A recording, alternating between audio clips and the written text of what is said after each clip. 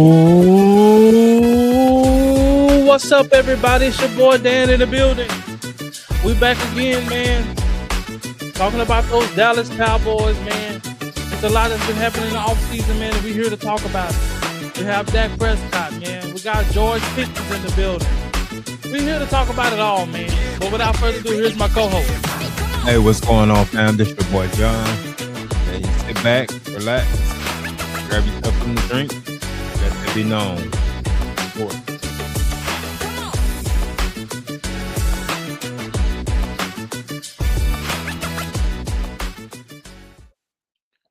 Hey, what's going on? What's going on? What's going on? Nothing much, man.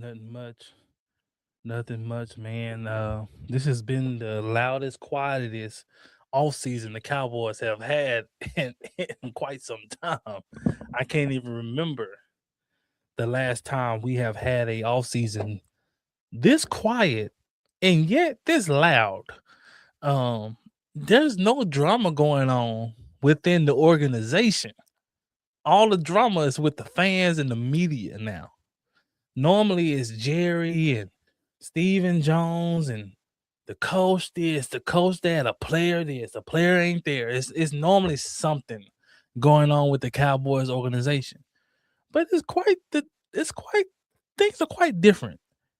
There's nothing going on in the organization. Everybody wants it to be something though. Some fans are upset that it ain't no drama. Some media are trying to make drama where there's none. Like guys like Acho. Like 1 minute he's pro Cowboys. Next minute the Cowboys are stupid. I don't know what you want from the Cowboys. Shout out to Jerry Wayne Jones. He has been quiet.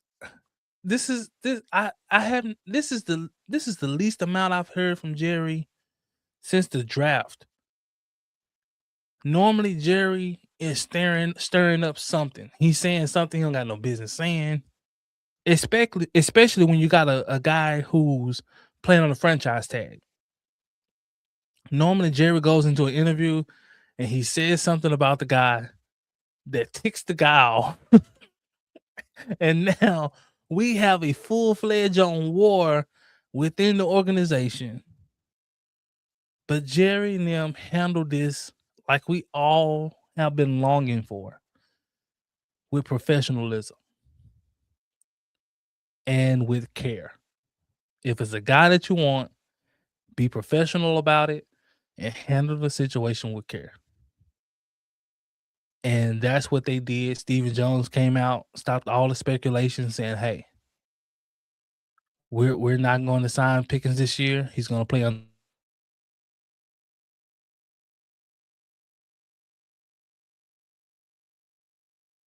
That put a stop to the whole, man, are they gonna sign Pickens, or man, I wonder when they're gonna sign Pickens, or this and that. It put a whole stop to that. And shout out to Shotty.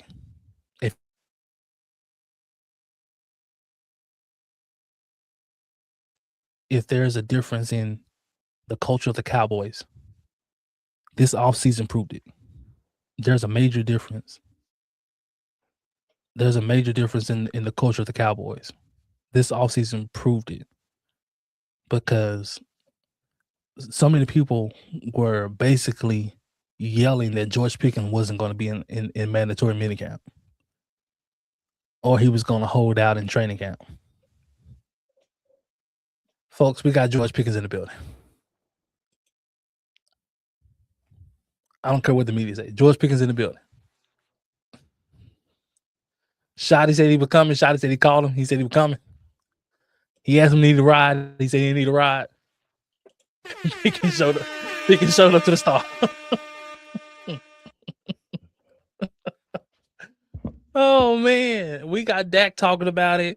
But John, what's your take on this, man? So far, this whole offseason drama they trying to create, the whole Pickens thing. What's your take on that? Well, it's definitely different than years past. When you're used to things going one way for 30 years, 30 plus years, you kind of set your expectations on this is what's going to happen around this time, meaning Jerry's going to say something out of pocket, For something sure. to piss somebody off, give up our schemes, something. And this is the first time in 30 plus years where Jerry has been laid back. He's acting like a true GM should. Outside of the draft and outside of CP's introductory press conference, you have not heard from Jerry in that way. He's been quiet. He's been quiet.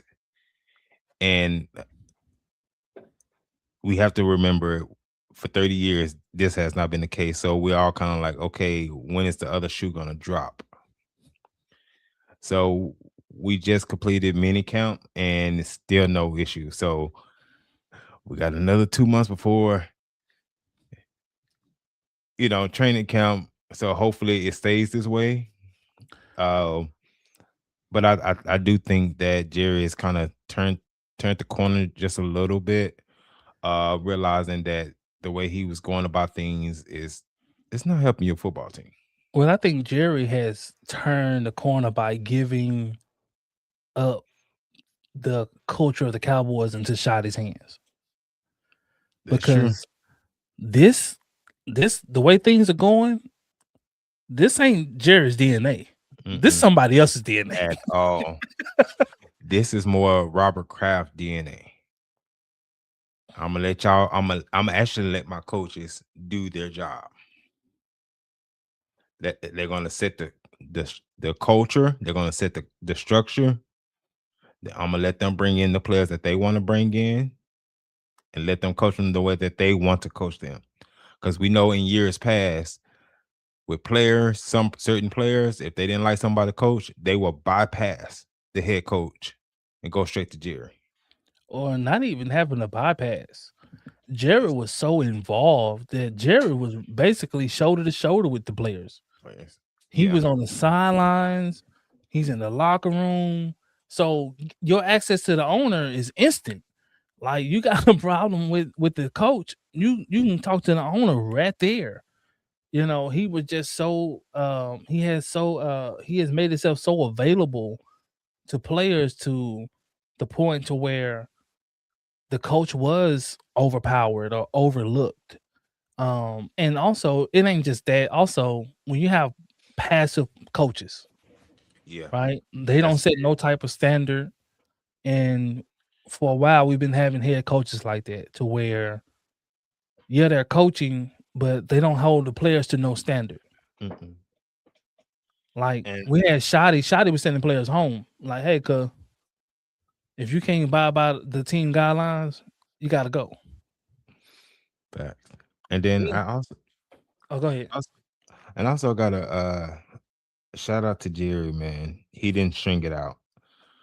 He let George Pickens know where they stand. And that's what I'm saying. Professional He and took the gray area out of it.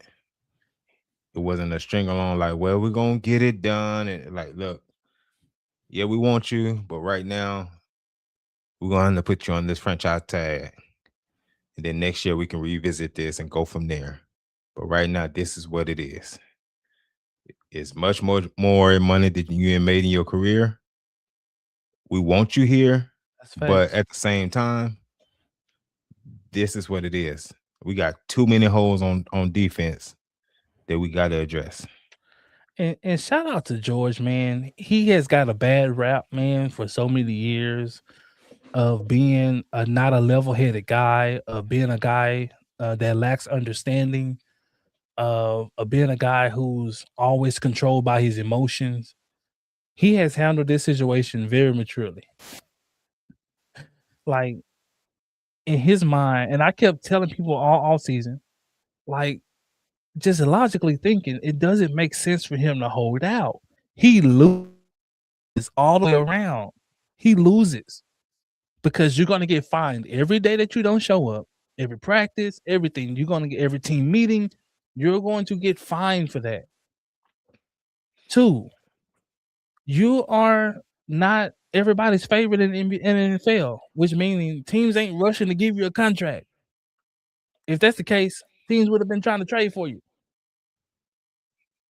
So understand, like I understand I am super talented, but right now my worth isn't where I want it to be.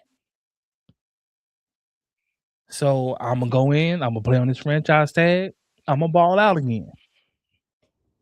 I'm gonna prove that I am well, the talent has never been in question, but I'm gonna prove that I am a team guy. Mm-hmm. I'm a guy that's worth, being on your team. I'm a quality locker room guy. And so shout out to George Pickens, man, for um being, this is leadership kind of stuff. That's being a leader because he's not gonna get a contract, so he would just be sitting out just for the sake of sitting out. Mm-hmm. It will be nothing gained from it. Like they're not gonna have contract negotiation with you. So for Pickens just to be sitting out, he would just be sitting and losing money. And then also, just to interject really quickly, with the new CBA, back in years past, if you hold out and then to get a deal done, you come back, they used to can waive the fines. Now Yeah, you can't waive the you can't fines. wait them fine. You getting all that. So you getting hit with all of that. So, but yeah, my bad. I mean, because just think about it. Trayvon Diggs, he missed almost all the offseason last year up into training camp, and his fine was almost $1 million. Yeah, And he wanted Jerry Jones them to kind of do away with the fines. They were like, nah. can't do nothing about that, boss. And so, but shout out to the Cowboys organization for handling that properly. Shout out to George Pickens, man, um, for showing people who he really is, the Mm-hmm. kind of guy he really is. And shout out to both of them, man. But we had Dak Prescott who talked about it a bit. He talked about the George Pickens situation. He talked about what's been going on in minicamp, what's been going on this offseason, and things of that nature. So we got a video we want to get into right there. And shout out to all everybody in the chat. Shout out to everybody. Dak, first and foremost, just talk about how good it feels to see George back on the field and just talk about the energy that he has to the locker room and the team. Yeah, I mean, it's great. As you just said, George being here, you feel his energy, you feel his presence. It's in the locker room.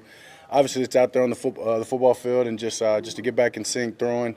Yeah, everything felt good. He looks great. Know he's going to be ready for camp, and the excitement is you can feel it. Why did y'all cancel the last day of practice? Say again? Why did you cancel the last day of practice? Didn't realize. I don't know. You didn't realize it was canceled practice this morning. I mean, it was. I mean, we were pretty much like mock walkthrough, anyways, today. So. How many helps guys get out of here faster? I mean, Yeah, I mean, I think it's just a testament to the offseason, how great of an offseason we've had, everybody being connected. We had one of our NFL meetings, and if the guy made the free throw, we didn't have the walkthroughs, and he nailed the free throw for the team. It was great excitement there, and so, yeah, I think it's more of just, Shotty throwing a bone. I'm sure you've seen out there other teams, right, canceled the whole thing or just this or that, and I think in all my time, I don't know if we've ever actually practiced on the third day, so that's, why I wouldn't call it a cancel. who made it free throw? The NFL security. The NFL security. Yeah, Rick Burkhead. Yeah, Burkhead. That's okay. Yeah. I almost called him Rex, but that's his son. Rick Burkhead. 11th year, a lot of people would ask, like, how do you improve? Because at this point, you should, for the most part, have the fundamentals down. We've talked about your footwork over the years. Someone told me you've gotten really good at playing under center. And when I went and looked at your numbers, you had 10 touchdowns from under center. Is that an aspect of your game that you've tried to improve, or is that something the team has wanted you to improve? A little bit of both. Just Shoddy, kind of what he wants to do with the offense. I mean, when you're under center and you can throw the ball from under center, obviously the threat of the run is heavy there. And just you look across the league in the NFL, a lot of times guys are under center, they're running the ball. They're in the gun, it's more heavy pass. And so just be able to run the full offense from under center helps, complements everything. Because of the offense, we want to do that. Yeah, I've taken pride in my footwork and just trying to nail that down. And so, I mean, that's just another place that I can get better. I mean, if you're not trying to get better at this game, then you probably should look for the door to get out. And so every year I'm going to try to push the envelope and get better in every aspect. Just seeing the field and playing ahead of the game, the experience helps. So even that. I have a dumb question. What are the nuances between shotgun and under center? Getting away from center. And then just making sure at the top of the drop you're balanced. So just kind of that combination of getting away to create space, but yet having your feet under you and being ready to throw and make any throw at the top of the drop. Yeah, assuming you guys are doing your trip again that you normally do with us, does that take on any more importance this year because you've not had as much time on task with George at all? There you go right there. Speaking of him, that guy makes it easy. You see us just in the routes on air out there, but you just go turn on the tape. That guy's going to get separation. He's just different. He understands his leverage. He understands his route. He understands where I'm looking for him at the catch point, the depth. So, yeah, that's going to be a beneficial time. It's going to be great, but we can go throw a lot of touchdowns right now. That guy's ready. He says holding out is hard because of you. Yeah, James. He said, go ahead. I had the first couple words there. Go ahead. Yesterday, George Pickens said that it's hard to hold out when you've been in your house, CeeDee Lamb, and hanging out with you guys as teammates. What did some of those conversations? He said you guys didn't talk about the contract necessarily or the benefits of holding out, holding in, but where do you think your influence led him to come back? I mean, the guy loves the game. I don't necessarily know if I think maybe him just saying that, he's just saying like how much he loves the game, how much he loves the brothers, how much he loves being in the huddle, just, being on the field with me, CD, Javonte, whoever it may be, Ferg. I mean, just to hear their banter back and forth, like this game is fun. And that's a guy that's always looking to have fun and get better at this game. And so him being away from the game, I'm sure was hard. Obviously being somewhat in that position years ago, you want to be with your brothers. You want to be with the people that you've committed the time to. You're making the sacrifices. And so guys getting still a nice check. I mean, I think I said this a while back. I mean, knowing that was an potential that he was going to go on the tag, there was no doubt in my mind that the guy wouldn't be ready, that he wouldn't show up, that he wouldn't do everything that we've asked him to, and he's going to do that. Piggybacking off James' question. What's up, Brazil? Say hello to Brazil, to Yeah. Brazilian fans. What's up, Brazil? Hola. Hola, we are here for the World Cup. What's your expectations to play in Rio de Janeiro? Yeah, super excited. Obviously, first time playing an international game. Other than the travel, that flight out there, expect it to be a great experience. Ready to see the fans. I know how passionate they are about soccer or football. So just to experience that in our game will be fun. Can you call our sport as football too? Football. Yeah, football. Football. Both, We're football. Y'all football. Football. Football, and your football. My football. It's okay? Sure. Can we trash the soccer and football for us too? No. Us Americans got to be able to, separate soccer and Can you football. not have a deal with that? No deal. No deal. I try it. Yeah, there you go. Thank you. Calvin, sir? Piggybacking off James' question. I mean, it's ridiculous. Can you ask a question, Mr. Hill? No. Tad, we about to start pointing them out again. You want me to point them out? wait to be called on. Say it with the chest. Don't get me started right now. Piggybacking off James' question, last couple of years you've had some contractual issues with players. Is it good not to have that cloud over the season, and especially going into camp? Yeah, I mean, for sure. Obviously, we're used to it, so it wouldn't be absurd to have it, but it is good that, we won't have that this year, right? George is going to be there. Hey, John, stop Wish it. he would get the long-term contract, but I'm sure, that's Now this is what we talking about. Dak just said it. Man, we used to the drama. We used to going into training camp with some BS hanging over our head, whether it's somebody who gonna get signed, who ain't signed, who on the franchise tag, who gonna make the team, who hurt, who ain't hurt. This doggone Clarence, they need to put him at the back of the media. He said, dang, Clarence. I mean, Clarence, he starts off the media and he's gonna let two people go and he gonna get back in there. I don't know what Clarence be thinking. And then the questions he asks just don't be having nothing to do with what we need to think about going into training camp. He asking Dak all about all kind of stuff. So what you think about the mess we got going on here, Dak? Dak like, man, I'm happy we ain't got no mess. You know, we going into this, but you know, we had mess before. Like, yeah, Clarence, I know we had some mess and drama here. Clarence is that type of Cowboy fan He's messy. where he's messy, where he has more fun when the Cowboys got mess and when we're not doing well. Clarence, he loves to talk negative about the Cowboys, but he's a Cowboy fan. It's a weird dichotomy to hear Clarence talk. He like, yeah, you know, and they like, you know, man, Clarence, the defense is gonna be better this year. Clarence like, well, man, we got a new defensive coordinator, so I don't know if what we gonna do anything. And like, Clarence, we were dead last year, Clarence. We can't help. We're gonna get better, Clarence. We was 32nd. If we 30, Clarence, we're better. So we were the 43rd best defense in the NFL. Like, Clarence, to say that we're gonna be better is not a long shot statement to say. It's like, and but that's Clarence, man. He just, yeah, that's him, man. That's messy Clarence, man. He's always that's his thing. What Shaq say? You're supposed to go 1, 2, 3, not 1, 2, and back to 1. That's Clarence. That's Clarence. He cut the woman off first. Then gonna tell him. She's talking. I already got the words out. Man, go ahead, man.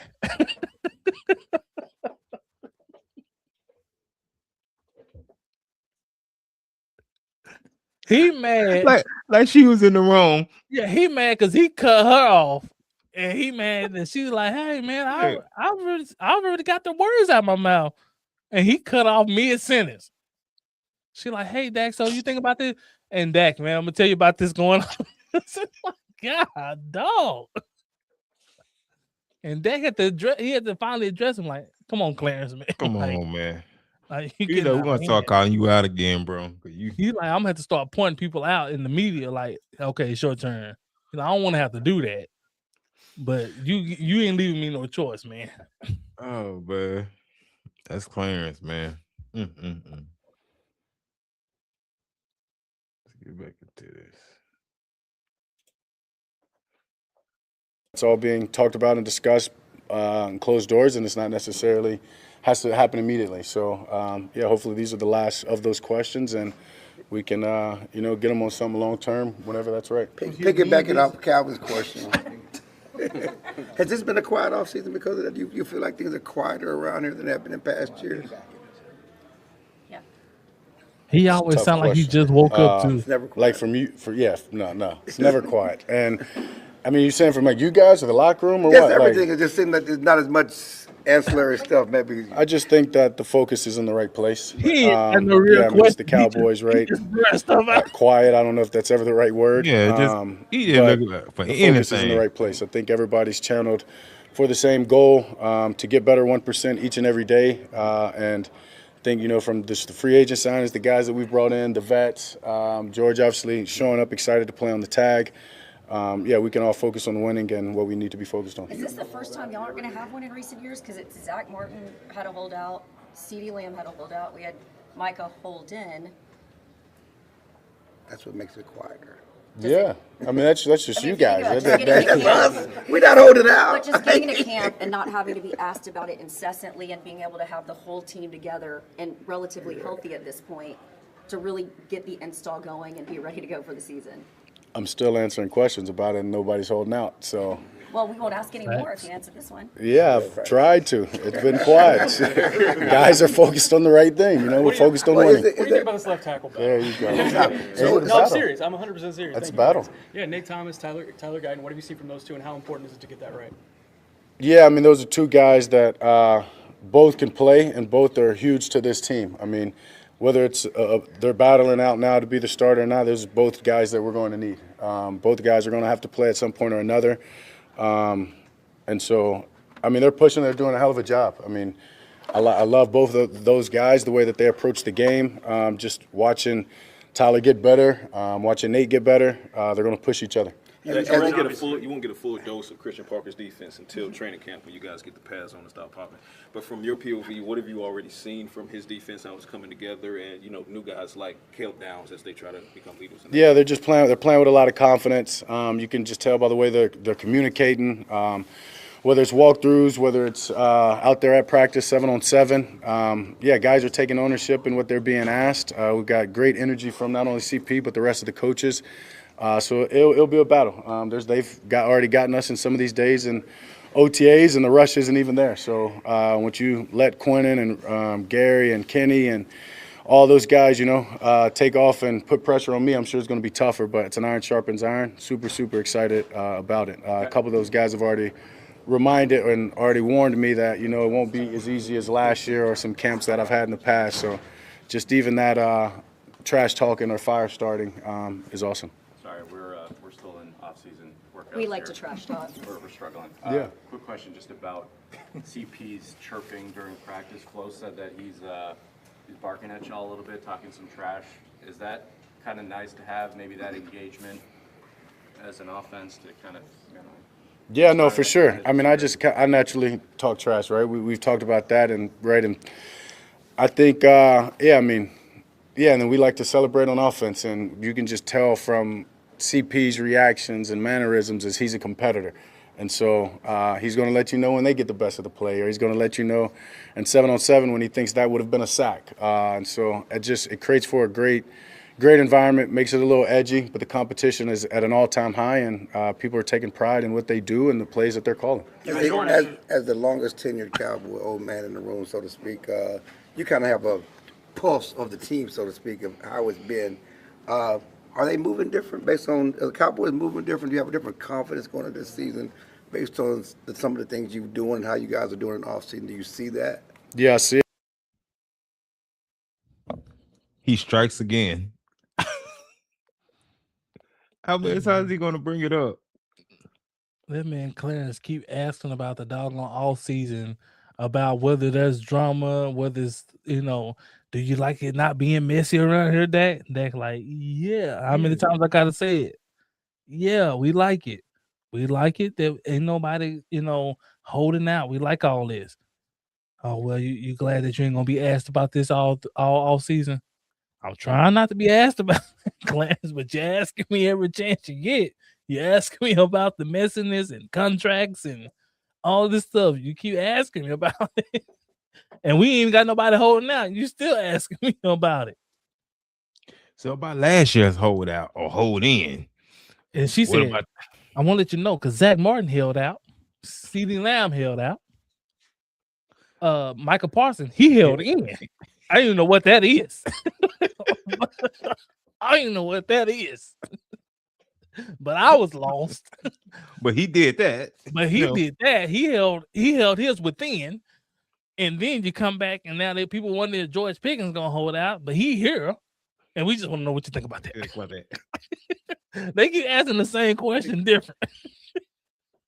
You can tell getting frustrated. He's like, man, y'all, boy, if I want to go get fined, I'll tell y'all something.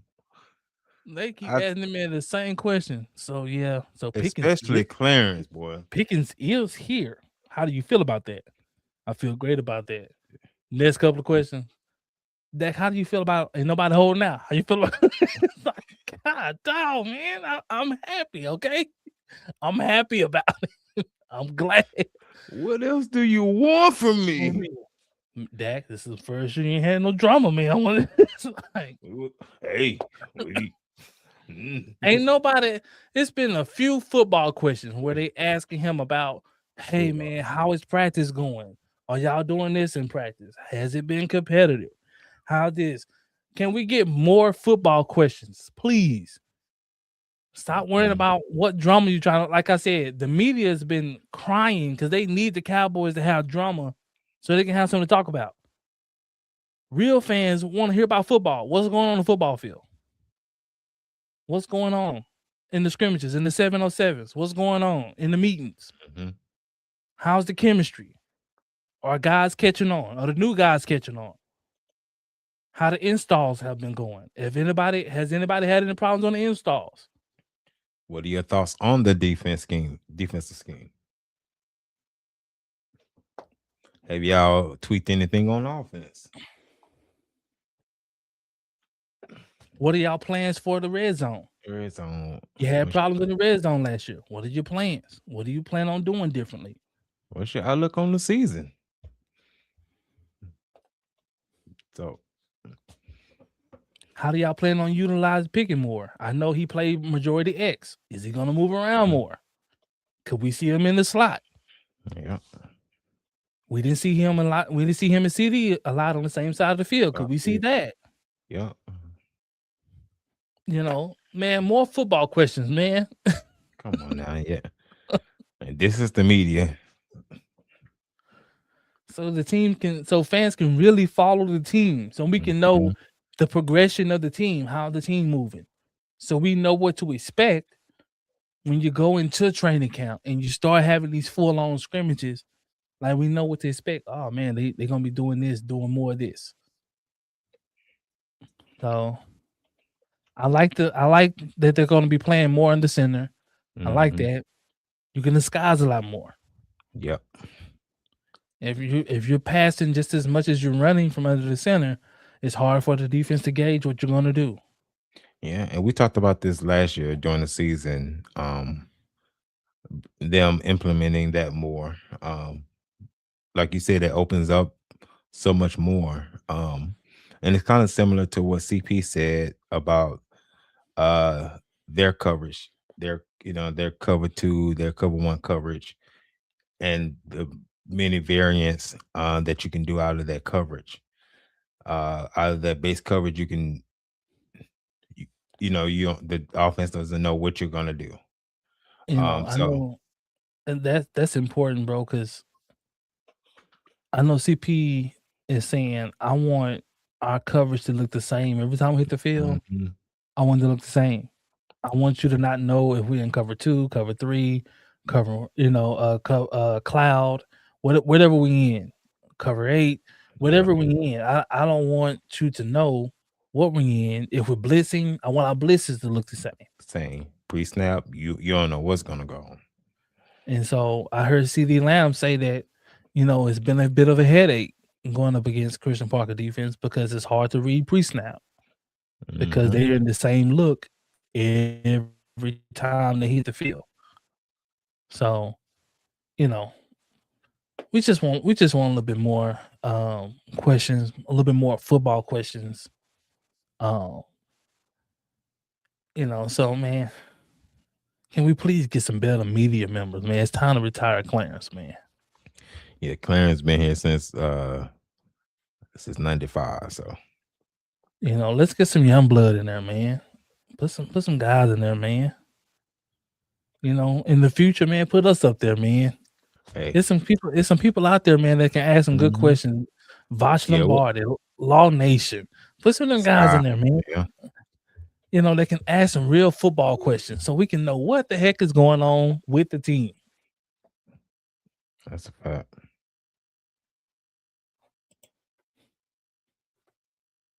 I feel it. Actually breaking down the team yesterday, I said that, and I said if you're a young guy and don't, go get with an old guy, and they'll tell you why. So yeah, it's just exciting. I mean, it's what we're just talking about, the CP, the energy they're bringing on defense, who we are on offense, but yet trying to elevate, not complacent with anything that we did last year. 2 units are taking pride in what they do, and it's going to be a hell of a camp, just competing against each other. And yeah, you could feel it in just the culture building. I mean, credit to Shadi and all the things that we've done outside the building or just in the building to better the culture of this team and the brotherhood. So it's very exciting. Go ahead. Let's talk to Luke Schoolmaker. He said it's a big year for him. How does he get to a closed mouth don't get fit? How does he break into that mix if you got so many other guys that are kind of ahead of him as he goes into this final year of his contract? Yeah, I mean, he's just got to show up. I mean, yeah, at the end of the day, I get your question, but, that's up to the coaches. It's up to, Lunda Wells. I can tell you that group in there, and each and every one of those guys want to play. It's a fortunate position that, a couple of them get to play, so, 2, 3 of the guys. But he's just got to go in there and do right each and every day, right? Make sure that he's bringing the energy, catch every ball that's thrown to him, block with the physicality that he has, use his big frame, and, make sure that anytime his number's called, you just got to step up. And the more you do that, the more opportunities you get. You and George, obviously. He's off Schoonmaker. Everybody been off Luke Schoonmaker, man. He is off Schoonmaker. He like, bro. That's why they brought so many. That's why they bringing so many tight ends to camp. He like, bro. He got to make him play. And he hasn't done that since he been here. He has not. So he's just like, bro. You gotta just make some plays. Other than that, we got a troll in the chat. Old Steven talking about let's make it a third year in a row not in the playoffs.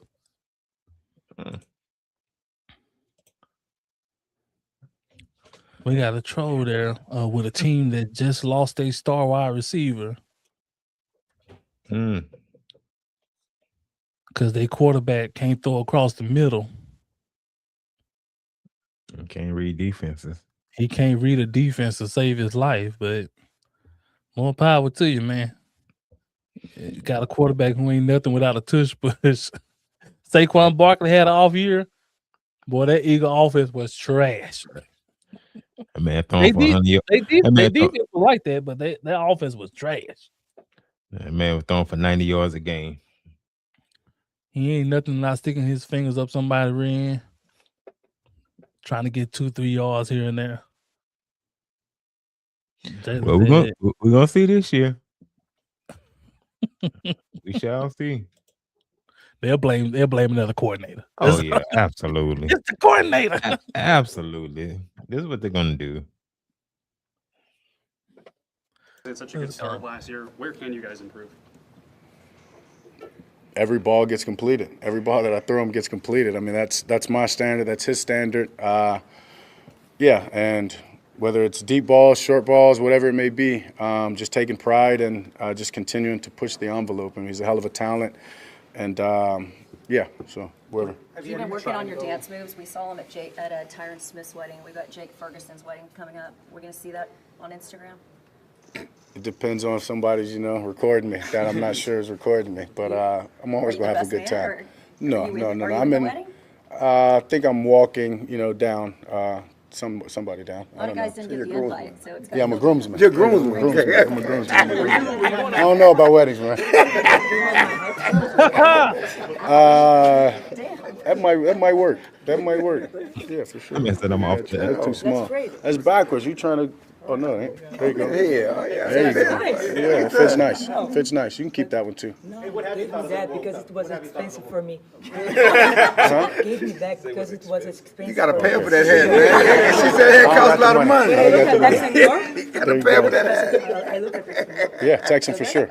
There you go. Great Texan. Bouncing off that, what have you thought of the World Cup being in town and just the vibe that it's been bringing for Dallas? Yeah, just super excited. Yeah, super excited for the city. I mean, all the cities hosting, obviously. Getting the fans coming in from all these different countries, getting to feel how much they care, their passion for their sport. Right, to me, it's like go watch some of that and bring it into our sport. You know what I mean? Like they don't sit down, they're loud, they're cheering the whole time. It's amazing. Like they're truly a part of the environment of the field. I can guarantee you those players feel it. Those players thrive off of it. They're super excited, right, when they're filling stands and the orange or whatever, right, making it feel just like if they were in their hometown or their home countries. I think it's awesome, and obviously it's great for the city. But I'm super pumped, and I'll have to get to a game. Dak, it's been 2 years since y'all made the playoffs. Does it feel like 20 in your mind? Does it feel like what? Does it feel like 20 that you guys haven't been able to get to the postseason? Does it feel like 20? Yeah, it feels like a long time since you've been to it.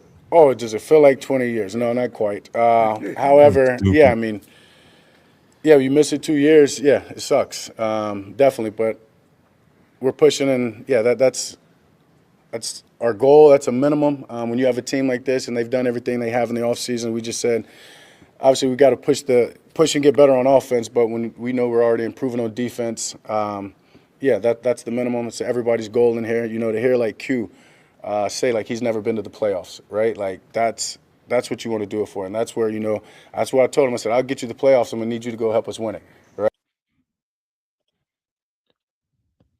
That's big. Hey man, I get you there. We just gotta get over the hump. That's big, man. What are your thoughts on that? On what he said about that, man? I think that's where the chemistry really lies, because you begin to play for each other. Mm-hmm. You begin to play for your teammates. You begin to play. It becomes a real brotherhood. Because now it's like I'm playing for this guy next to me or across from me. You know, there's young guys on this team, or even vets like Quentin Williams, who's been on a bad organization like the Jets, who Quentin Williams has been making all pros, but he's yet to sniff a playoffs. So as Dak like, yeah, man, like, yeah, we can get there. You know, now we get over that hump, we're gonna need a defense to get over that hump. And this is what makes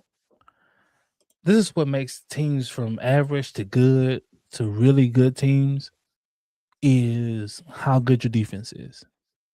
Those are the teams that do well in the playoffs, because we've seen teams get in the playoffs, and if your defense can hold you and buy you time until your offense can figure things out, you're going to have success in the playoffs. If your defense cannot hold and give you time, you will be going home. Facts. One of the things that made Patrick Mahomes and the Chiefs good is their defense always gave Patrick Mahomes and them time to figure it out. It's been plenty of games where I've seen the Chiefs and Patrick Mahomes and them, they get in and the offense gets off to a slow start, and the defense don't go down and give up a ton of points, which buys them time to figure out what the team is doing to them. What can we do to change this and that, and allow the offense to really get going? And if you want to have success in playoffs, you're going to need that, because you're going to run up against teams that have a really good defense, and you're going to need time to figure it out. And you're going to need your defense to hold. Like, I need y'all to hold. You know, I don't need y'all, if we punt the ball, I don't need you to go give up a touchdown immediately. Like this Cowboys defense last year. Man, say, if y'all wasn't watching that last year, to where if the offense did not score, the Cowboys defense was going to give up a touchdown. And we knew if we started the game, if the offense started slow, we knew we lost that game. We had no shot. Facts. The defense was guaranteed to give up 30. 30 plus. It was guaranteed that. So if the offense started off slow, like when we played teams like Denver and they got a really good defense and the offense started off slow, I said, man, we finna lose. And no, man, they hanging in there. So we finna lose, man. We finna lose. And lo and behold, we've been losing, man. Our offense last year had to be dang near perfect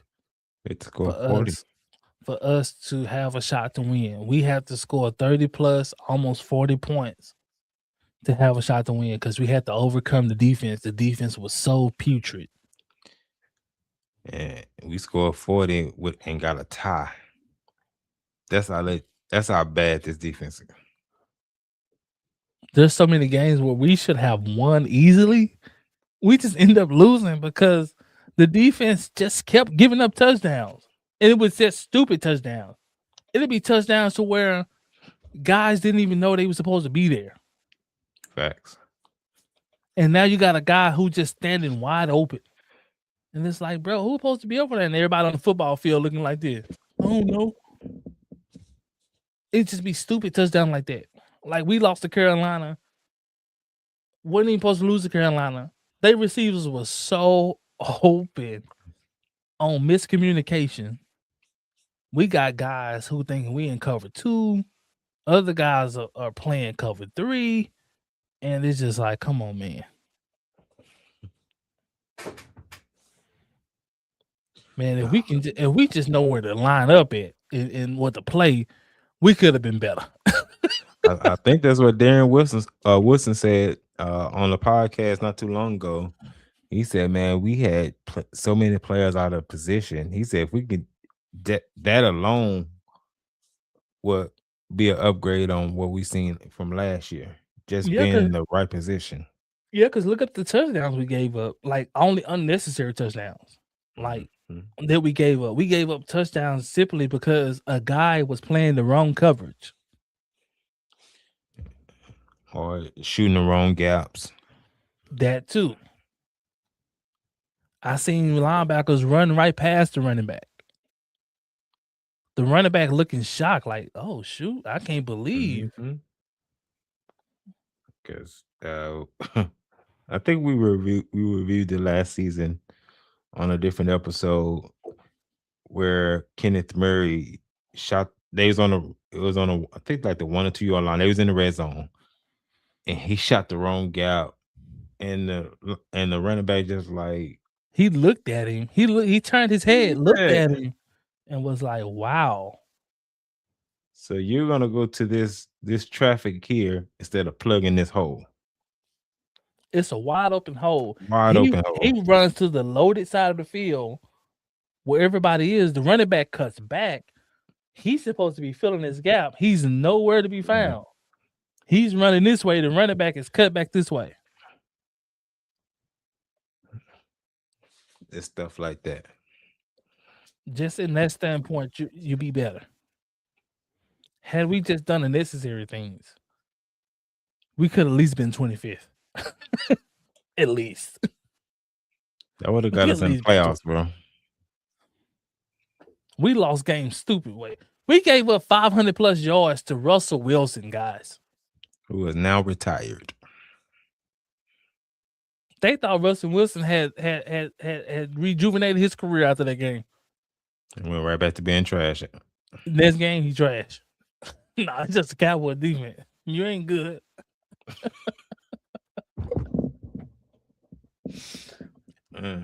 If your team looked good against the Cowboys defense last year, your quarterback ain't that good, man. So don't count that game. When you go back and you doing a summary of the season and you saying, well, man, he looked good against this team. No, he didn't. He did not look good. Do not count whatever you did against the Cowboys defense last year. Does not count. You are not good. You could have put anybody out there that could have looked good out there. Right. You could have put Brewski off the longest yard out there.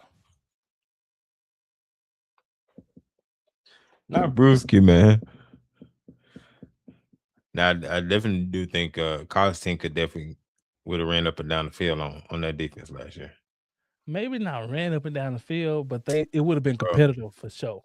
It would have definitely been competitive. Man, you get one of them top What I mean is because everybody on that college team ain't gonna go pro. They're not pros. Everybody on that college team. Man, it was pros on this. It was some on the defense that wasn't pro. Man, they made it to the pros. Everybody on that college team ain't gonna make it to the pro. But I will say this: it would have been competitive. I would say that if you had went and got a good college team, if you went and got Georgia or just one of those high power teams, you know, it would have been competitive. It would have been competitive. We would have been, we would have been looking like, oh man, they actually putting up points. Yep. Here we go. Somebody talking about. Here we go. I just said this, man. Artistically incredible. Wilson and Neighbors did work in that first game. No, they didn't. I just said it. I just said it, man. He said, man, everybody did work against that defense last year, man. It ain't that's not nothing to be proud of, man. Everybody did work against the Cowboys. You can't say that, Even JJ McCarthy did work against the even Cowboys. JJ McCarthy from the Vikings. He carved the defense up. And now he probably not even gonna be starting this year. Facts. Oh, he ain't gonna be starting this year. whatever you did against the Cowboys defense, it does not count, man. The defense was dead last in the NFL. It was dead last, man. It was hot garbage. It don't count.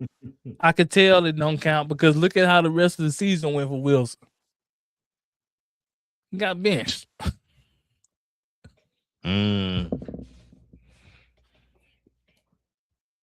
If they were like that, they would have kept doing it all year. Yeah. But we got a little more. It's not much more, but I hope defense. He's artistically incredible. I hope the defense way better. Man, who you telling? Man,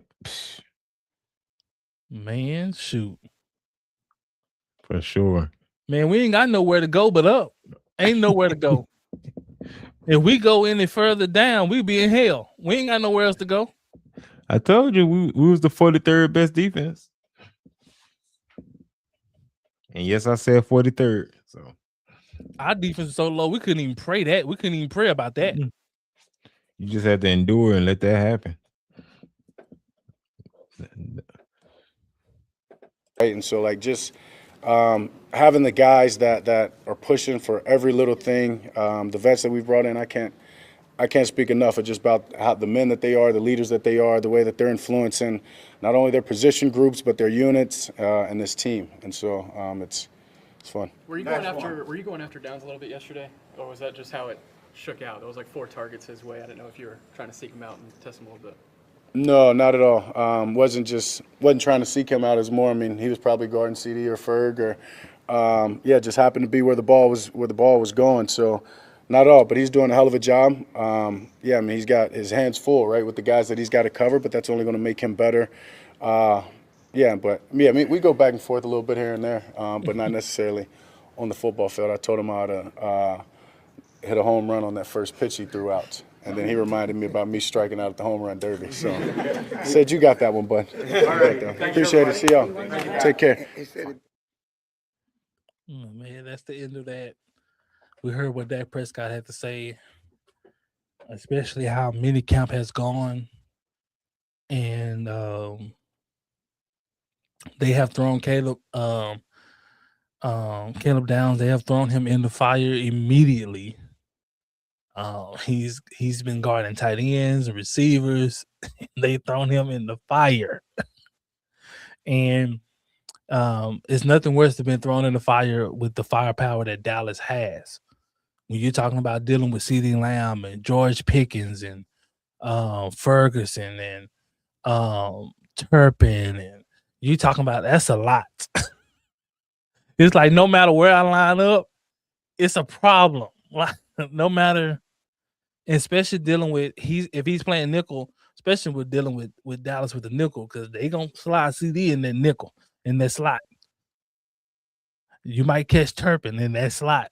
So it's a lot of problems. There's a lot of work going on there, man. So I'm glad they thrown him in the fire. You can see where he is, things like that. And then also, let him catch up to the NFL speed. It's different, it's just different. So we'll see what happens going into training camp. It sounds like everybody's good. I heard that everybody understands the installs, so they should be able to hit training camp running. It shouldn't be no more having to go over installs and having to go over packages and things like that. It seems like everyone is fully aware of the offense, the defense, etc. So that's always a plus. You don't have any dumb rookies. You don't have any lazy rookies. I think we had one lazy rookie last year, probably Jadon Blue. But it's not like he got his act together. Hey, Shotty benched him. Hey, you can put these grades on. That's what we used to call them back in the day. You can put these grades on. Because you ain't finna go ahead and do this. No, sir. This ain't Texas, homie. So he said he had to grow up. Jadon Blue said he had to grow up, he had to mature, he had to understand that what being a pro is. He had to understand about doing the dirty work and being willing to do that and understanding and how to execute everything they're asking you to do. And I heard he really wasn't, fully locked in practice, where he wasn't always practicing hard. And that's a no-no, especially for a rookie. You show up out there. I don't know if he felt entitled. And I think what happened was last year, the running back room was kind of open because you had Javante, he was coming in off an injury. You had Miles Sanders, and we just really didn't know who was going to be that guy at that time. And so I think he kind of felt a little entitled, like, I'm gonna be that guy regardless, because hey. And then Javante goes out and do what he does. He goes for over 1,000. And so I think that kind of humbled him a bit, like, okay, I ain't what I thought I was. Ain't no one monkey stop this show. Artistically incredible said what worried him about Blue was the fumbles he had at Texas. Yeah, the fumbles. What worried me more about Blue was his injury history. I realized he's not a bell cow, so you're gonna have to pair him up with a running back, and I feel like he can be good alongside what's the running back name? Javante Williams. I feel like he could be good alongside Javante Williams. If he gets his act together, but I feel like he can be a difference maker for sure. But I feel like the fumbles come when you up his carries and the injuries as well. If you're trying to look for him to be a bell cow, I don't think that's him. I don't think Yeah, and I have to co-sign with artistically incredible. Fumbles was a big part of it. Now, of course, it didn't come in the games, but there was talks of it in practice that he did that fumble problem did translate along with pass pro, being where you're supposed to be, coming out the backfield, them type of things. Because if you're not careful, especially if you're coming out the backfield, you can get your quarterback killed. You will. So, for sure, you will get your quarterback killed. So, we can't risk that. So until you take it more serious, you got to sit down. It's different, from that aspect, because a lot of guys come in, they don't really know how to pass protect. So, but Rolando Rodriguez says, "What's up?" He's from South Texas. He said, "If Dak doesn't win a Super Bowl, he will be like Danny White, and Romo can't win the big one. Go Cowboys." I totally agree. He will be in that conversation. He will have great stats. He will have big numbers, but we all know the quarterback position is all about, can you win the championship? Point blank, period. I believe if Dak wins a Super Bowl, he will be a Hall of Famer because he will have the numbers, he will have the stats, etc. He will have the Pro Bowls and all that. But what's holding him back on his legacy is not being able to, obviously win a Super Bowl. I think that's been held against a lot of quarterbacks. One of my favorite quarterbacks of all time is Dan Marino, right? To me, probably one of the best pure passers that you probably ever want to see. But he couldn't win it.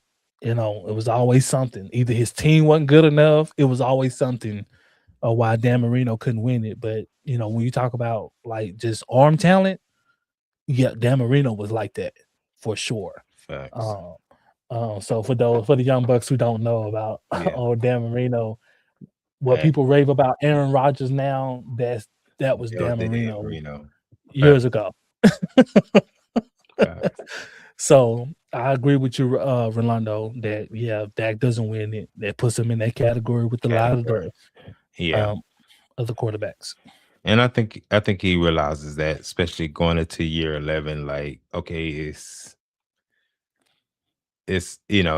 pretty imminent now that it's Super Bowl or bust at this point. For legacy wise and things of that nature. Because you got all the other numbers and all pros and the Pro Bowls, those type of things. This is the only hurdle left. But what's so crazy about it is, as a quarterback, you get such a bad rap for not winning, but winning a Super Bowl It's a is team. a team effort, right? Mhm. So, but it's always placed on the shoulders of a quarterback, whether he wins or he didn't win, but that Super Bowl is a team achievement. Facts. Like you can have a great quarterback, but the team is trash, you're not gonna win. If your defense trash, you're not gonna win. If the coaching bad, you're not gonna win. So Facts. it takes, it's gonna take everybody. It's gonna take Dak to be better. It's gonna take the defense to be better, the coaching to be better. It's gonna take everybody to step up in order for them to reach their goals. But yeah, that's the burden of a quarterback. And if you're a quarterback, that's the burden you carry. You know, if you win, you're congratulated for it. If you don't win, you're blamed for it. So that's just how it is. But just want to keep it fair though. It's a lot of quarterbacks in the league who are going to be in that position.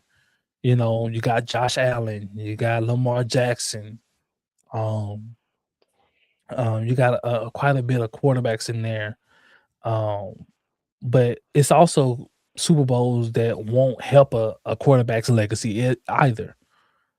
Like when you think of like Joe Flacco, Joe right? Flacco, Sam Darnold. Sam Darnold just won one. Nobody's saying, man, Sam Darnold, He's a boy, Hall of Famer now. he a Hall of Famer now. It's like, no, he had a great Nah. team. Like, No. so it's just different from every quarterback.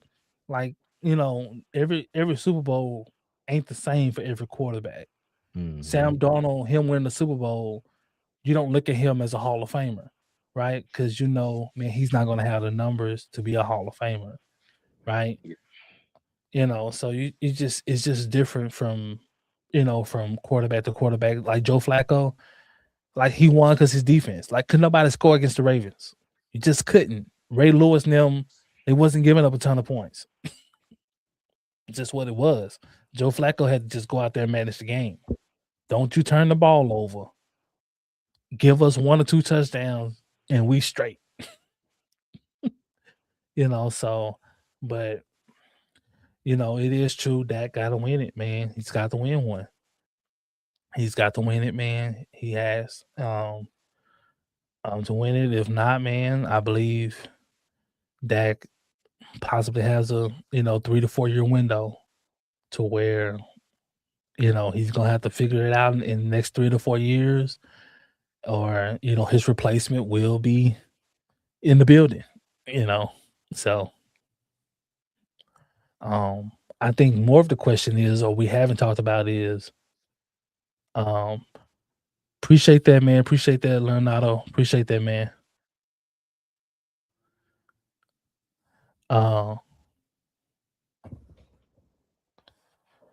But we have to talk about the backup quarterback situation. Do you think they're going to keep 2 backup quarterbacks? If not, who's getting cut? I don't think they're gonna keep 2. One may either go on practice squad. Me personally, I would go for Sam Howell. But this going into camp is Joe Milton's to lose. Facts. It is his to lose. And so I do think that Sam Howell is right there. And so if Joe Milton hasn't improved on his the the things that he needs to improve on, the gunslinger mentality, Sam Howell's gonna be right there. They're gonna slide right in to QB2, and Joe Milton is gonna end up on a practice squad. I think this is going to be one battle that's going to be decided during preseason. Mm-hmm. Um, All 3 weeks. It's 3 weeks now, right? it's with 3 3 weeks. games. Yeah. Some teams have more depending on who gets the Hall of Fame game or whatever. Oh yeah. So some teams have 4, but Dallas has 3, and I believe this battle is going to go over into the preseason. And to me, I think Sam Howell, he has more experience. He has had a winning season as a starter with the Commanders. So he's shown that he can provide, a decent service at that position. Milton, man, he hasn't really shown anything. He's athletic as heck. He can throw the ball, a whole length of football field, but he to just, the other team. but he doesn't know how to use his athleticism to become a weapon. His accuracy is just not there.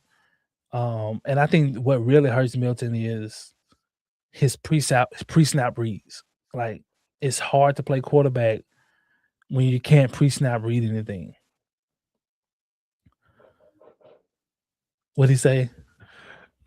So Rolando, he said Milton can throw the ball 80 yards, but can't hit the side of a barn. Cheers, for sure. That's the exact thing. No cap. He got the arm talent. It just, when it comes to reading defenses and accuracy, is just that's not his cup of tea. Like, last preseason, man, it was horrible. Yeah, Like, we did a whole film breakdown on that. We did a whole film breakdown on Milton of how many guys he missed that were wide open, in preseason. And mind you, he going against guys who are not even going to make a football team. Facts. You're going against 3rd string, 4th string guys. If you can't come out here and look decent against 3rd or 4th string guys, that scares me. It scares me a lot to have you as a... Go ahead. Oh, go ahead. That scares me a lot to have you as a backup quarterback when you can't come out here and cook against 3rd and 4th string guys who are not going to be on the team. You can't cook against them. That scares me a lot to say, man, yeah, he's our number 2 on the team. He's our backup quarterback. That's why I think he's going to end up possibly on the practice squad because of that there. I don't think he's going to, even if he did improve, he's not going to be able to turn all that around in one offseason. That's a lot. Then his footwork is bad. His footwork needed improvement. So we're talking about, yeah, he got the arm talent, but accuracy is not there. His ability to read simple defense, because they run simple defenses in the preseason. And he couldn't pick up that. He's throwing it to double and triple coverage consistently. That's a lot to overcome in one offseason. Rather, you got Sam Howell, who's had a winning season, who has experience on this belt, who makes some smart plays, who know how to use his athleticism. Sam Howell, he can run. He's not as fast as Milton, but he can run. He know how to. If this is not working, let me get out of here. Or even if your read is wrong, like if you're reading something and say, okay, I think they're in this, I'm gonna go to this receiver. And you hike the ball and you got food, use your athleticism to get you out of trouble. Get out of trouble. And let her fight another play. So I think that's gonna be big. And so I think the Cowboys, especially from what they're saying, they want to play smart football. And Joe Milton is not smart football. Oh man.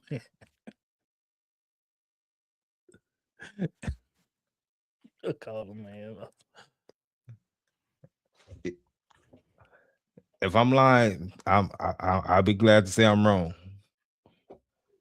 Now, we did a whole film breakdown of this. We did do a film breakdown, and man, tell me about that. Well, smart. what he did out there on that field. He missed so many touchdowns of guys who was just butt naked out there.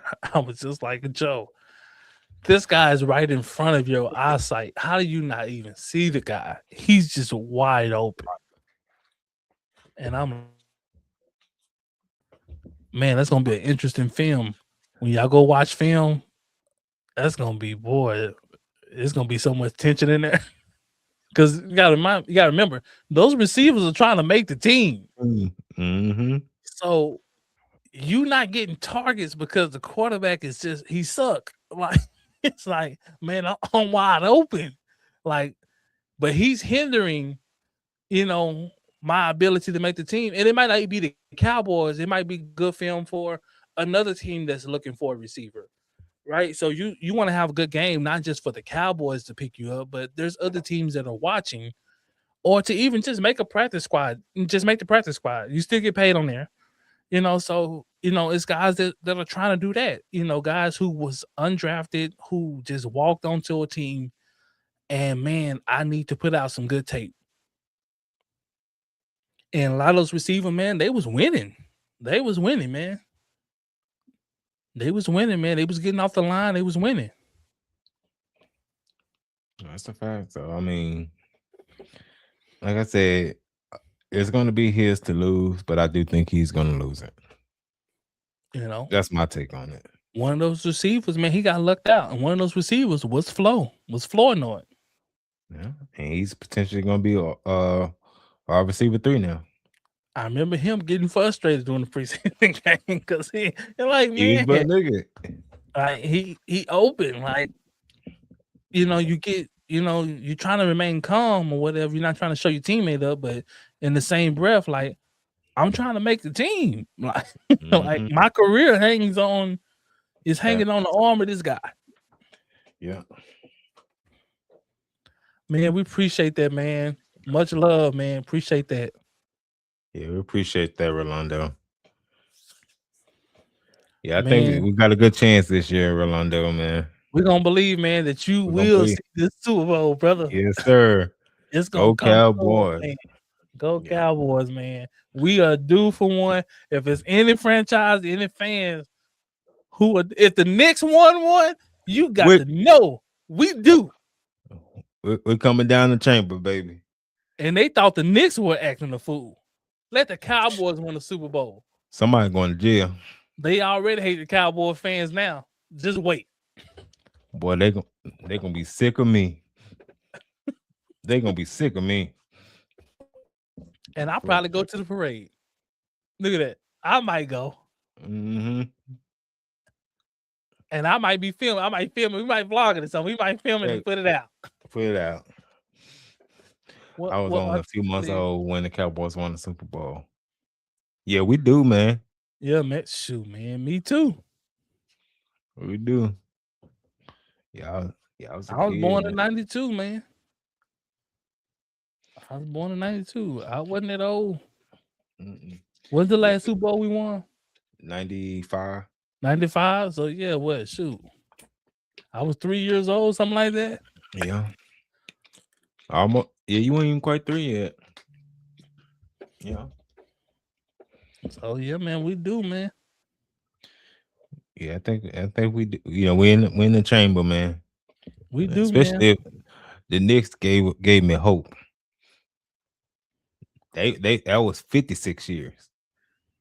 The Knicks, man, they hadn't won a championship, boy, in so long. Since Willis Reed. That was black and white TV. So I put that in perspective for you. Man, them games were pre-tape. Yeah, they was. You had to watch that championship game later on in the evening. They played earlier, but you didn't know your team won until later that night. And celebrated and went home. Can you imagine them playing the championship at 12 and they show it to you at 7? Nasty work. All the people celebrating around the city, and they just like they at home in the bed sleep. You talking about we won, baby? We won, man. We sleep. Win the parade. We already had one man. We already had a dog. Boy, that's diabolical there, boy. There wasn't no Man. live games at the time, man. Nah, that's crazy, man. That's how it was though. Until Magic and Bird came around. But before then, everything was pre-taped. So that was crazy. But true. Having that, man, but no, man. Orlando said I seen all 8 Super Bowls, and the Cowboys have played. Sure. But shout out to you, man. This is a lifelong Cowboy fan for sure. For you sure, seen for all sure. 8? So that He been back there with Roger Staubach now. Roger Staubach, Danny White, all of them. All of them. Drew Pearson, the original 88. Bully Bob Hayes. man. Yeah, shout out to you, man. You're a true fan, man. You endure it a lot. Man, Cowboy fans, man, are some of the best fans, man. We ain't won in so long. You talking about loyal? And he's still talking about go Cowboys. And he been down with the team, man, back there, man, since the 60s. And he's still riding for the Cowboys. You can't tell me we ain't due. We do for a championship. We are due. Man, we due for a championship. I think Jerry's holding on too, because I think we do.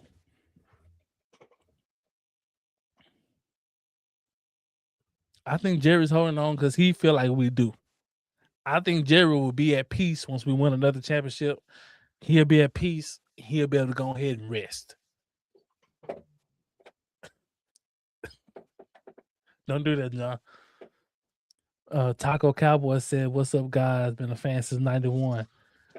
What's up? What's up, fellow Cowboy fan?" You're not gonna run past that. You're not gonna run past that. I say you holding up.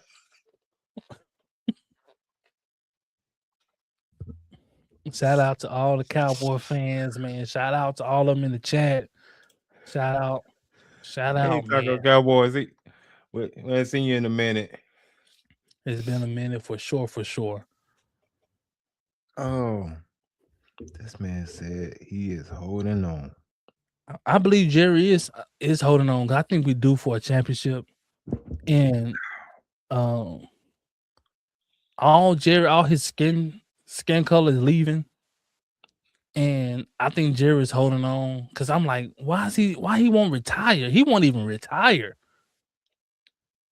But it's amazing because he's still getting around well. But I mean, shoot, I don't know, man. We do.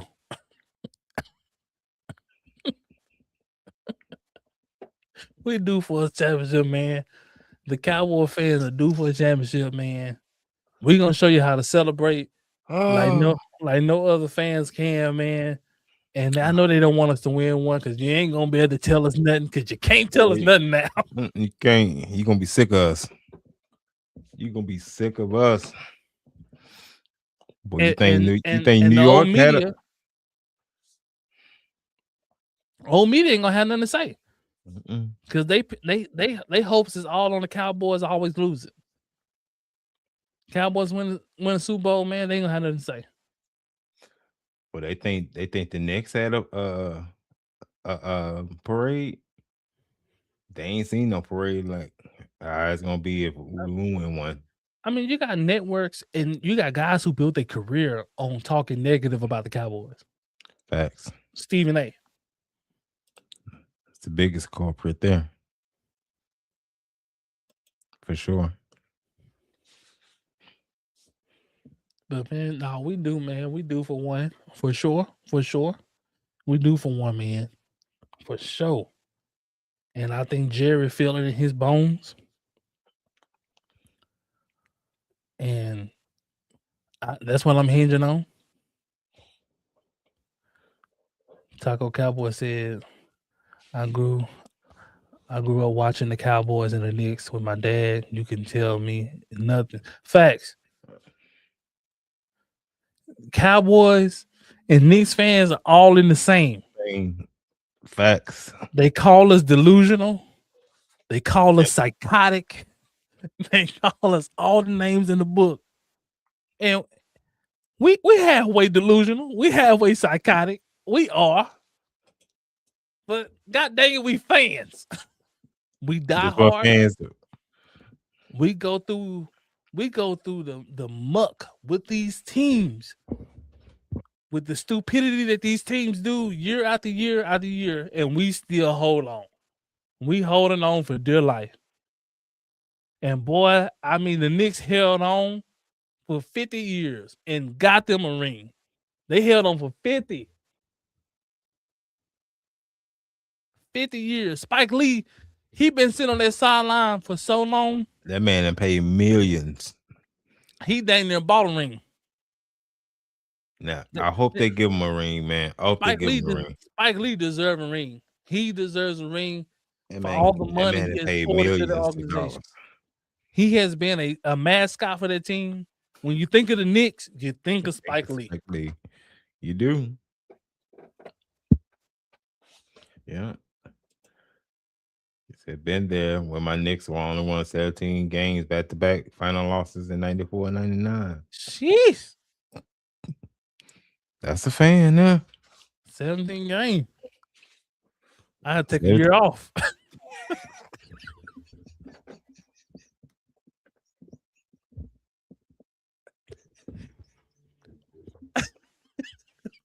Boy, that hurt my heart. I can't take it. 17 out of 82. That's tough. That is tough. Shout out to Logan. Love your guys' analysis. Y'all are killing it. I've been saying the same ish since the Knicks won.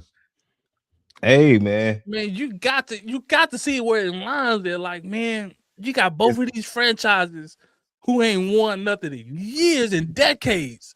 And talking cash-ish. And we talk cash money year after year, and the Knicks finally break through. You can't tell me the Cowboys ain't close. I can feel it. At the end of Jerry Long coattail, I can feel a Super Bowl coming. I know it's coming. Facts. Guys, I was at Texas Stadium in 1989 when the Cowboys went 1-15. I still have hope. Sheesh. Boy. I remember that season. Boy, them seasons there, boy. Them seasons, boy, can take a lot out of you, boy. Them seasons. That tests your fandom now. Man. For sure. Because, boy, they start having seasons like that. Mm-hmm. And, man, and they had to change their whole organization around when it made big time trade.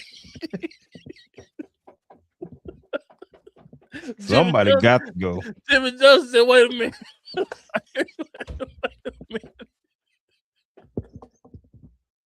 We better trade Herschel. Wait a minute. We gonna trade the star? He gotta go. Gotta go. Everything on this 1 and 15 team is out of here. Everything? Everything. If it ain't nailed down, it's gone. Now, shout out to Taco Cowboy. That's what we talked about earlier, man. Sam Darnold won a Super Bowl. Man, anything possible. Anything is possible. For sure. Sam Darnold was the same quarterback a couple of seasons ago, talking about he was seeing ghosts on the field. Same one. Now he got a ring. For sure. Man. Shout out. Christ produced.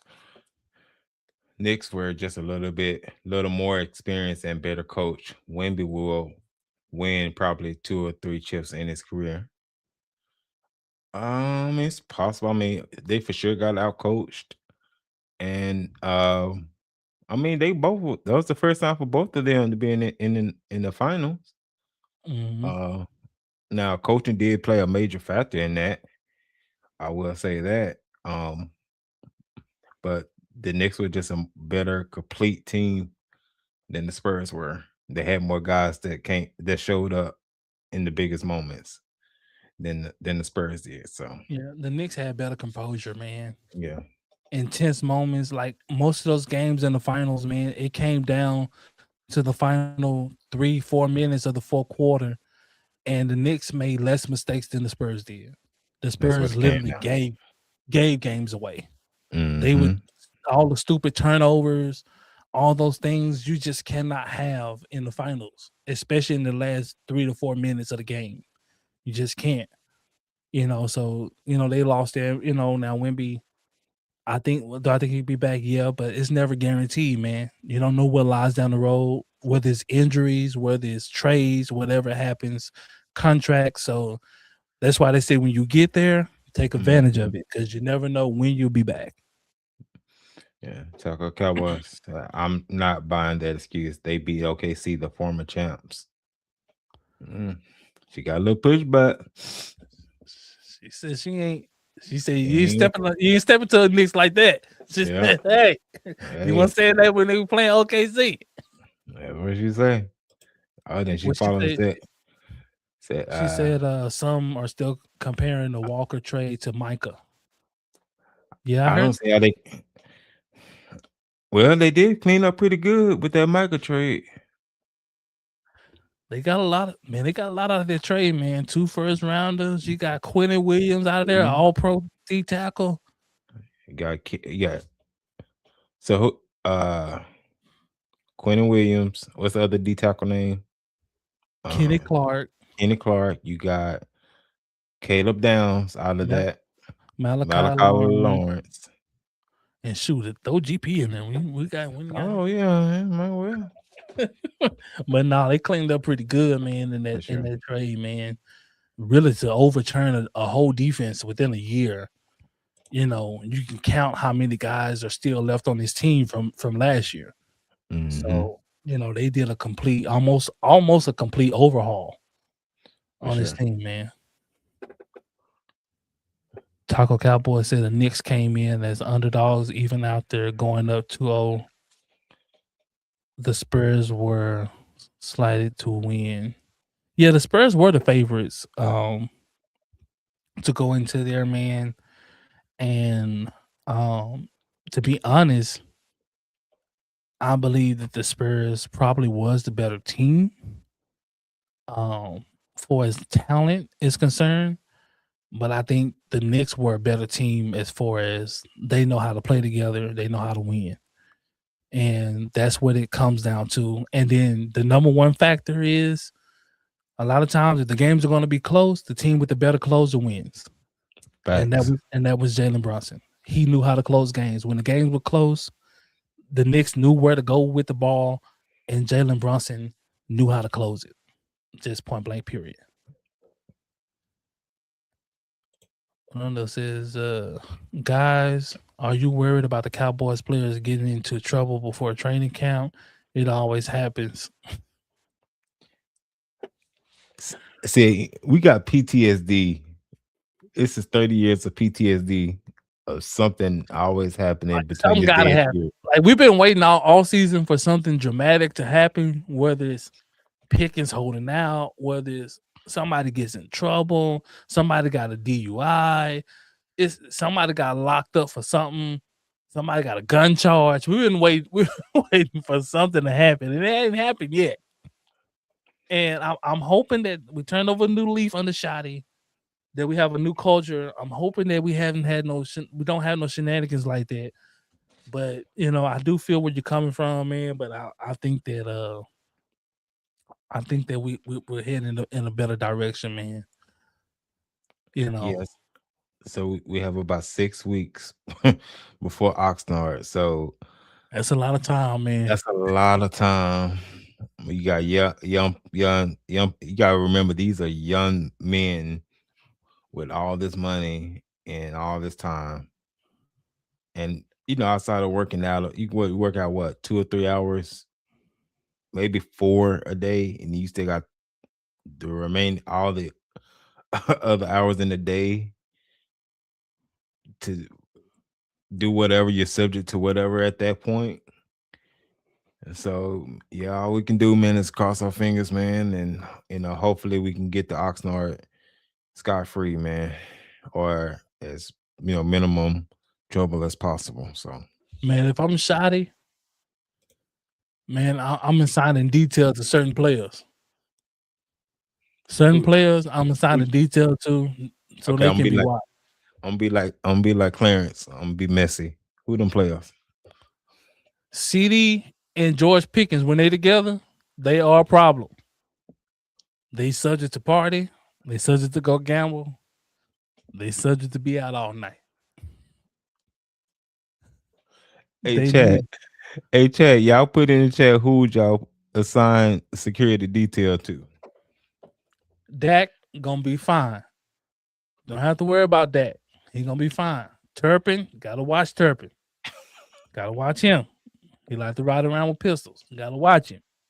Not gonna judge him for his past, but hey, he like to do that. Dak will be fine. I think Javonte will be fine. I think Ferg will be fine.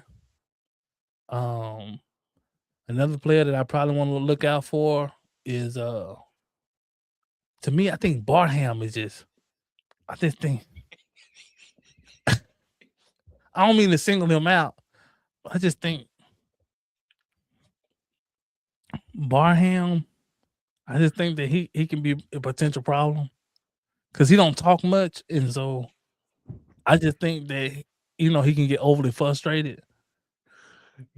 And He's so definitely a black Air Force One wearer. So I think that he needs to be, he needs to be watched, not closely, but just need to be watched. Hopefully he's not one of those players that like to go out and He and don't things like strike me that. as that type.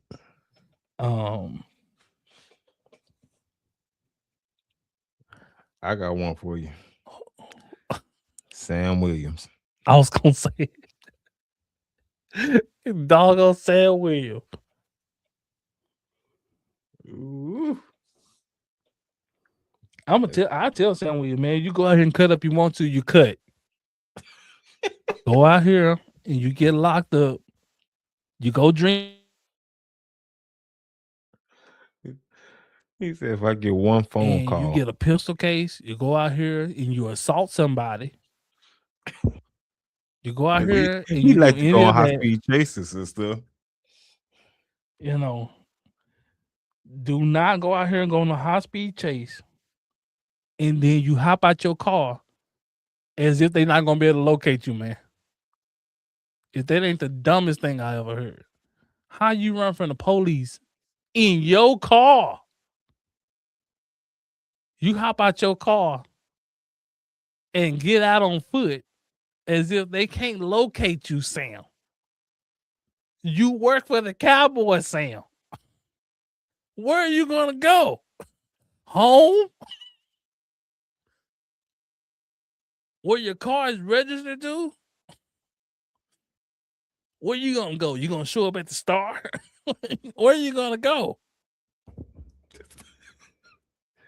He's dumb enough to do that.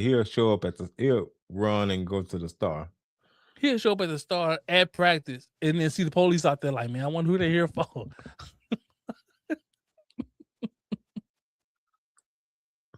Shout out to Sound Weird, man. We need you to have a big year, man. Much love, man. Who will be your It's sleeper all though? love here, man. Who will be like your sleeper that needs security? Who's your sleeper person that you don't think is like outwardly just out there like that, but you might want to keep an eye on? I think a sleeper that most people probably won't think of is probably Donovan Ezraku. I was thinking that Donovan looked like he liked to party. Donovan looked like he'll talk trash. And then he one of them either Q or one of them frat boys. Yeah, So. they like to bark in your ear.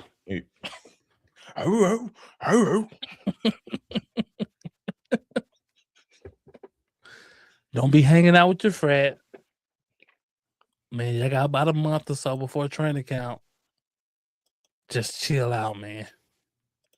chill out, work on your craft. You can even come to the store, get some extra work. I'm pretty sure coaches are going to be there. You know, just stay out of trouble, guys. Just stay out of trouble, man. Stay out of trouble. That's all we got to say, man. But, man, we'll be here, man, breaking down more stuff this off season, man. We appreciate everybody who's been with us tonight. Appreciate everybody in the chat.